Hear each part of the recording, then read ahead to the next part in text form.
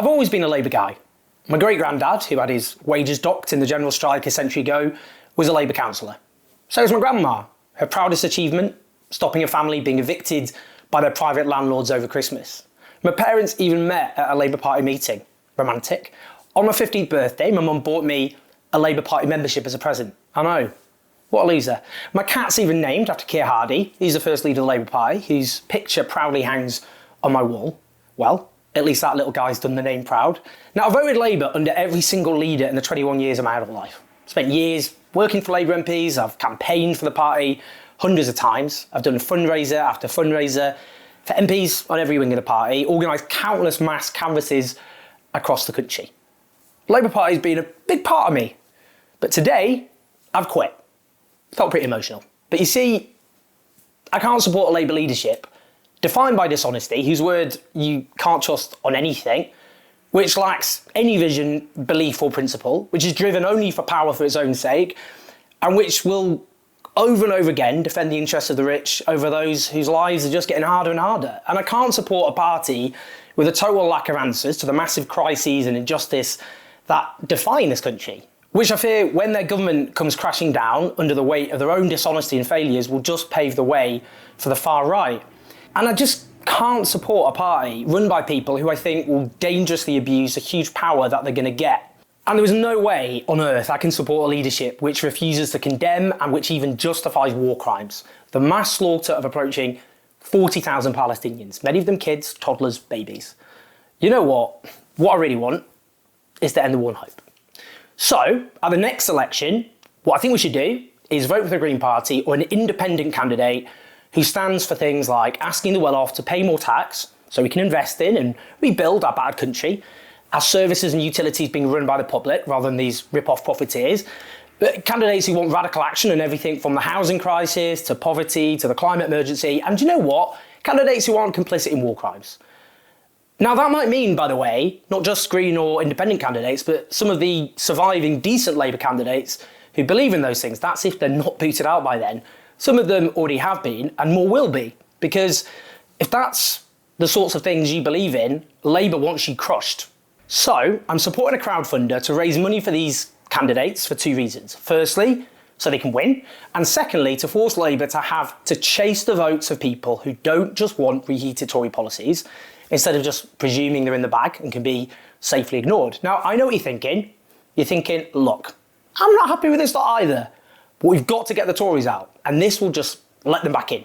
So let's be very clear. There is more chance of one of my cats becoming Prime Minister than the Tories winning the next election. To be fair, the little lads would do a better job. That's not because of anything Labour's done. The Tories have destroyed themselves, partying until they were vomiting and breaking laws they imposed during the pandemic, when homeless people were being charged and children fined, and you couldn't hold the hands of your dying loved ones. Overseeing the worst squeeze in living standards since the Battle of Waterloo. That is not an exaggeration, by the way. A never-ending motorway pile-up of scandal and corruption, rampant political turmoil, just the three prime ministers in one parliamentary term, under Liz Truss turning us all into guinea pigs for an unhinged economic experiment that involved giving rich people lots of dosh, which crashed the economy and sent mortgages and rents soaring, trashing the NHS and other public services, leaving the country quite literally falling apart. Now, do you know what? The majority the polling currently shows Labour's going to get is ridiculously big. A majority of over 400 seats. That means over 500 seats for Labour. And the Tories on, wait for it, 20 seats less than the SNP. That's how badly the Tories have wrecked themselves. And bear in mind, that's with an election months away, maybe even weeks away. Now, I'm pretty sure the Tories will claw back some of that. It won't be as catastrophic as that polling suggests. Well, maybe it will. But maybe Labour will end up with a majority of just 200 seats instead. But there's no precedent for any government in history being so far behind at this stage and even coming close to sneaking back in. And as you probably noticed, the people running the Tories don't have a clue what to do, aside from probably rocking in the fetal position in the corner somewhere. Now, there's zero chance of them sneaking back in, so you can, and I think you should, vote how you want. Now, the Labour leadership and some of their client journalists will try and spook you into thinking otherwise. Not because they actually fear losing, they don't, but because they crave the biggest majority possible so they can get away with doing anything they want. And you can't trust them with that kind of power. I didn't vote for Keir Starmer to be leader of the Labour Party, but I did wish him well when he was elected. And in his leadership election, he made clear that it wasn't the policies we need to fix our country to blame for Labour's defeat. And he was right, even if he didn't mean it. He also promised unity. Factualism has to go. No leadership campaign in Britain's democratic history has been that dishonest or even close. Now, Starmer promised at the time, variously, to ask the booming well-off and big business to pay more tax so we could invest in our crumbling public services. Jeremy Corbyn made our party the party of anti-austerity, and he was right to do so. He promised public ownership of our rip-off utilities, so they're not just cash cows for shameless profiteers and fat cat shareholders. He said students wouldn't be punished anymore with debt for daring to dream of a university education we all benefit from. He not only promised to reverse NHS privatisation, he even justified the pledge to Labour members with an anecdote about the deathbed wish of his own mother. She took my hand and she said, "You won't let your dad go private, will you?" All of those pledges reversed. Now, park what you think about any of these policies and positions. What matters is they were promises, or as he actually called them himself, with his own signature, pledges. What's the definition of a pledge? A solemn promise or undertaking. Now, you sometimes hear a defence from Starmer and his team. The circumstances change. Now, aside from the fact he was surrounded by key allies who always passionately oppose these policies, his allies told MPs during the leadership election that these promises were lies and that he'd abandoned them. Don't believe me? Listen to Labour MP Margaret Hodge, interviewed during that leadership election. He's triangulating like mad. Somebody said to me, I don't mind what he does as long as he wins, beats Rebecca Long Bailey. And I thought, Tony never did that. So is Keir lying to get the job? And then will he then change? That's what this person was saying to me. Now, in the leadership election, he promised nationalisation would be in the manifesto. Is it a pledge that these industries will be in your manifesto for nationalisation? Yes, it is. They're all pledges, Andrew. So the answer to these questions is yes. He even stuck his hand up on national TV in support of nationalisation. Now, as soon as Labour members had voted, he then claimed he'd never supported nationalisation. I didn't make a commitment to nationalisation. I never made a commitment to nationalisation. I made a commitment to common ownership. They were worlds apart. You see, if that was Boris Johnson doing the same thing over a policy, no one would hesitate in saying that shows, rightly, what a fundamentally dishonest politician he is. And again, like Boris Johnson, some of it is just dishonesty over petty things, which in both cases reveal their character. Like repeatedly saying Jeremy Corbyn is his friend.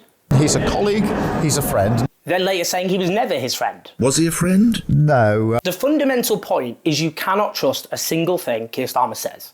There's no evidence he's got any clear beliefs or principles at all. He just wants the big job for its own sake. And keep applying that Boris Johnson test. When Boris Johnson lies, did you say, well, that shows he's a ruthless politician, he's just doing what it takes to win?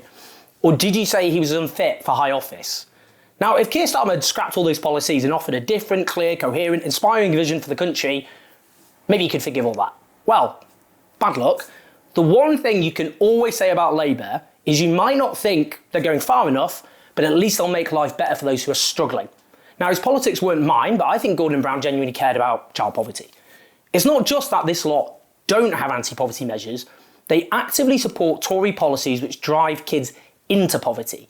Keir Starmer went on TV to say he backed the Tories' 2-child benefit cap, even though it drives 1.5 million kids into poverty or hardship, more than any other single policy. If you have more than 2 children at the moment, you don't get benefits. Would that change under a Labour government? We're not changing that policy. You're not changing the 2-child policy benefits, OK? Do you know what's worse? Why did he say it? He said it to sound tough. But tough on who? Tough on kids. Sorry, tough on kids in poverty. That's who Labour thinks it should take the fight to these days. Now, if Labour won't even oppose Tory policies which drive children into poverty, then I have to ask you, what's the point? Now, when asked what their plan for growth was, Rachel Reeves, the Shadow Chancellor, said it was getting people off benefits. Now, we've heard that before. It means hammering benefit claimants. That's what George Osborne did. Do you remember that, producing growth, when he did that? So why do you think it will be any different just because it's the same policy, but this time with a Labour rosette stuck to it? Hammering the struggling, but championing the rich. Now, the wealth of the UK's billionaires has gone up by over 1,000% in the last 3 decades. And with the country in the state it's in, I think we can all agree they can afford to pay a little bit more. But not only is Labour refusing to tax the rich, Rachel Reeves even told the Tory Telegraph newspaper that she may cut taxes on them, handing them even more dosh as the country falls apart. In other words, the Liz Truss approach. They've even boasted they won't restore the cap on bankers' bonuses, rewarding the very people who crashed the economy and incentivising the risky behaviour that made financial disaster possible. So, how's Labour going to be different? They say, well, we'll have more growth. That's a bit like someone pitching to take over a football team with a promised strategy of, we'll score more goals. Yeah, fine, how? Well, they had one big flagship policy. It was the $28 billion a year Green Investment Fund. It wasn't just crucial for growth, it was crucial to tackle the existential threat of the climate emergency. But then they trashed it, showing not just what they think about the planet, but about any sort of alternative to Tory dogma. This is all this lot do. Come up with pledges, then abandon them. And that whole saga in particular tells you what they'll be like in government. Why did they abandon it? Not because they came under any real pressure, but because they feared they might come under pressure. What does that tell you? It tells you they're weak. It tells you they lack convictions, and it tells you that when they're in government, every time they fear the right-wing media, they're going to buckle. It gets worse. So much worse. They've got the same fiscal rules as the Conservatives, and they won't hike taxes on the rich. What does that mean? It means austerity, never-ending austerity. It means our already disintegrating public services will crumble even more, even as demand grows, not least because of an ageing population. It means a future of decline. Now, after the Tories stole Labour's one big policy on tax that was any different from theirs, abolishing non-dom status, Labour now say they'll pay for new NHS plans by finding future savings for public spending. Translated, that means cuts elsewhere, or robbing Peter to pay Paul. They're even using the exact same arguments and language as George Osborne and other Tories when they justified cuts, like maxing out the nation's credit card and there being no money left. There's not a magic money tree. They've spent all the money, they've maxed out the country's credit card. National credit card maxed out. It was economically illiterate lies when the Tories said it, and it's still economically illiterate lies when Labour say it, who just refused to ask the booming rich to pay more tax. Now, I know what some of you are thinking. You're thinking, all right, buddy, I get the gist, but maybe, just maybe, they'll be better in power. But that is the point. Their own fiscal rules mean they can't be. They've boxed themselves into a corner. Maybe you'll go, well, they've been so dishonest before. I think we've established that. Why can't they be dishonest again? Because they're only ever dishonest to help them move in one direction. And that's moving to the same place as the Tories. Also, history tells us Labour in government only ever get more right-wing. So the truth is, however bad they are now, or however bad you think they are, they're only going to get worse when they're in charge. If we're going to save the NHS, Labour's proudest ever achievement, we need a drastic increase in funding. But instead, Labour's promising even more privatisation than the Tories have already done. What does that mean? It means making fat cat private health firms richer at the expense of patients. The Shadow Health Secretary, Wes Streeting, even went to the hard right Policy Exchange think tank, which is funded by the likes of oil company ExxonMobil and shadow corporations and wealthy right-wingers, and boasted of the sorts of policies he was going to introduce to the NHS, which those sorts of people like, and how those on the left would be affronted. He said that Labour will hold the door open for the private sector in the NHS, and has denounced those he says have nostalgia for the NHS. What about racism? Starmer promised an all-out war on anti-Semitism, but when his politicians loyal to him, it's a different story. When the Starmer-supporting MP Barry Shearman said there was a run on silver shekels after two high-profile Jewish businessmen missed out on peerages, an apology was enough, no further questions. When the Shadow Cabinet Minister Steve Reid described a Jewish Conservative donor as a puppet master, again, no further action, an apology was enough. When Labour's candidate in Rochdale was found to have suggested Israel was behind the 7th of October attacks and spoke conspiratorially about people in the media from certain Jewish quarters, they tried to keep supporting him as the Labour candidate. But they booted out the left-wing MP Andy MacDonald. Why? Because he supported peaceful coexistence between Israelis and Palestinians. They also took action against the left-wing MP Kate Osborne, taking away the Labour whip. She's one of the only black women in the Parliamentary Labour Party. What was her crime? Describing Gaza as a genocide the day the highest court on earth put Israel on trial for alleged genocide. Nothing they said was anywhere near as offensive as anything these Starmer-supporting MPs came up with. But it's not about anti-Semitism for them. They stood by their mates for saying genuinely outrageous things while looking for excuses to kick out opponents. That is not about anti-racism. Meanwhile, they repeatedly briefed that Muslim voters are disillusioned with Labour because they are anti-Semitic and homophobic. When predominantly Muslim councillors quit over Gaza, one Labour source briefed the party was shaking off the fleas. When a poll of Muslim Labour members, even before Gaza, found 46% thought Starmer handled Islamophobia very badly, with 18% saying quite badly, just 4% said he was handling it very well. Now we can see what Labour has become based on who's welcome and who isn't. Jeremy Corbyn and those MPs who stand for things like public ownership and higher taxes on the rich and taking on war crimes, they're out. But when the Tory MP Christian Wakeford crossed the floor, Rachel Reeves said, It's not his values that have changed, it's the Conservative Party that has changed. Bear in mind, that guy was first elected under Boris Johnson. When the rich businessman Richard Walker recently quit the Tories and joined Labour, he said, What's interesting is that, my values and principles haven't changed. And whilst the Conservatives have moved away from me, Labour have steadily moved towards the centrist, pragmatic views that I've long held. Well, bear in mind, this guy tried to stand as a Conservative candidate under Liz Truss. Now look, the truth is they want a big majority so they can get away with anything. As John Cuddiss, a former advisor to Tony Blair, said last year, this is unprecedented in Labour history. What did he mean? He meant that what he described as the most right-wing and liberal faction in the party is now in total control and engaged in a witch hunt, waging war not just on so-called Corbynites, but on people in the Labour Party who are kind of middle of the road. Consider the fact that this lot ruthlessly purged people in the Labour Party who stuck by their principles. Consider the fact that they recently boasted to journalists that they'd blackmailed the Speaker of the House of Commons to overturn parliamentary precedent to trash the SNP's motion accusing Israel of collective punishment. Consider the fact they've denounced the Tories for not cracking down on civil liberties hard enough. I am genuinely, hand on heart, scared with what they're going to do with the absolute power a huge majority is going to give them. And then there's Gaza, the greatest crime of our age. A genocide. The mass slaughter already of tens of thousands of innocent people, including over 14,000 children.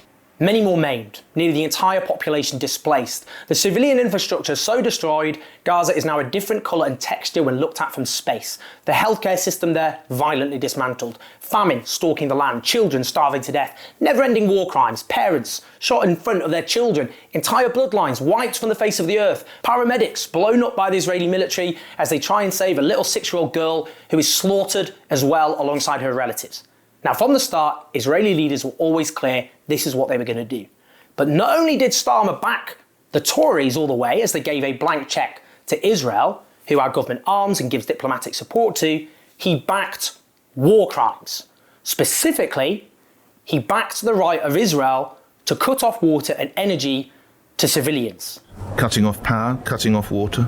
Well, I think that Israel does have that right. He then let multiple shadow cabinet ministers go on TV and either back or refuse to condemn war crimes, including my own MP, Emily Thornberry. Do you think cutting off food, water and electricity is within international law?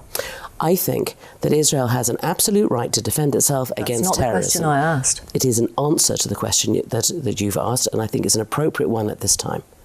Nearly 2 weeks later, having refused to withdraw those comments or apologise, he said, "It has never been my view that Israel had the right to cut off water, food, fuel or medicines. International law must be followed." Even though we heard what he said. I think that Israel does have that right. I was not saying that Israel had the right to cut off water, food, fuel or medicines. Again, another example of his pathological dishonesty. And he never had an excuse to begin with. He's a human rights lawyer. He knows what the Geneva Conventions say. Well, we've all got our red lines in politics. Mine is actively supporting war crimes. I've got to be honest with you, and I'm going to say it. I think it's sick. I think it's depraved. And that alone makes that man unfit for high office. When most of us have a moral compass, for most of the people running the Labour Party, there's just a black hole. And if you back war crimes once, you'll do it again. I think these people would go to war because they think it'd make them look tough in a focus group. Is that really who you want to give limitless power to? Really? And even now, they're only retreating on Gaza because of pressure, because they fear some voters will abandon them. That shows it works. But it's still empty rhetoric. They still want to give Israel the weapons to kill people and refuse to impose sanctions. That's the only language Israel understands. So I guess my question is, what do you want? What do you want really? Do you support policies which drive children into poverty? Do you want benefit claimants to get even more of a kicking? Do you want the rich to keep booming while the country falls apart at the seams? Do you want our utilities to be cash cows for profiteers? Do you want our public services to keep on disintegrating with a never-ending future of austerity? Do you want serial dishonesty? Do you want more privatisation of the NHS? Do you want students to be clobbered with debt because they dream of a university education all of society benefits from? Do you want war crimes to be cheered on and facilitated? Well, both Labour and the Conservatives offer all of that. Well, we deserve better. Instead, do you think the well-off should pay more so we can properly invest in all the things a rich country like this can not only afford, but make world class, like our NHS, like our care services, our schools, our transport, our infrastructure? Do you think water and energy and rail and our NHS belong in the hands of the public, not rip-off profiteers? Do you think education is a social good and should be treated as such? Do you think we need an ambitious public housing programme and tough measures to defend the private renters being screwed over by landlords? Do you think workers deserve a real living wage, proper rights and strong trade unions to defend them? Do you think we need a bold green investment programme to take on the climate emergency and create well-paid jobs?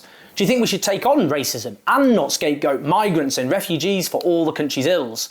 Do you think we should take a stand around the world for peace and human rights? Well, the people who run the Labour Party, and I'm sorry to have to say this, have nothing but contempt for you and what you believe if that is you. To them, you're just voting fodder. There's no pressure on them to even listen to what you think. That's why there's a race to the bottom on policies and politics in this country, and believe you me, we've got a long, long way still to sink. Now, Starmer supporters will go, this is just disgruntled supporters of Jeremy Corbyn. Well, firstly, I've always been my own man, and this is about the future. And that line of attack, with all due respect, doesn't work. Starmer served in Corbyn's shadow cabinet and declared, I'm 100% behind Jeremy Corbyn. And defended him repeatedly in the leadership election when he was looking for votes. The attacks on Jeremy Corbyn in that election we've just had were terrible. He either meant it or you're calling him a liar and a con man.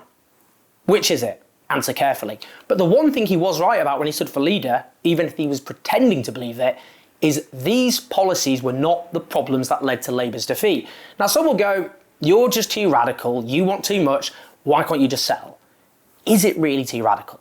Too much to expect a country as rich as ours not to leave a single citizen in poverty, to have world-class public services, to solve crises like housing, to show global leadership on the climate emergency and create the jobs of the future, and to not want to cheer on the mass slaughter of children and facilitate it.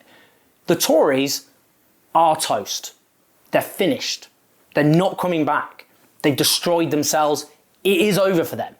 So why would you want the same policies that led this country to catastrophe, just with different faces at the top? We might disagree on this or that. Some might think Labour might change again in the future. Even if that's true, there's no chance of that happening without pressure from the outside. So I'm supporting a crowdfunder that bypasses all of those arguments. It will just back candidates on a pragmatic basis. Do they support the right policies? That's what matters. It bypasses the whole question about whether you vote Green or for someone else or join a political party or have a new political party. It's just about uniting everyone now who stands for the same thing.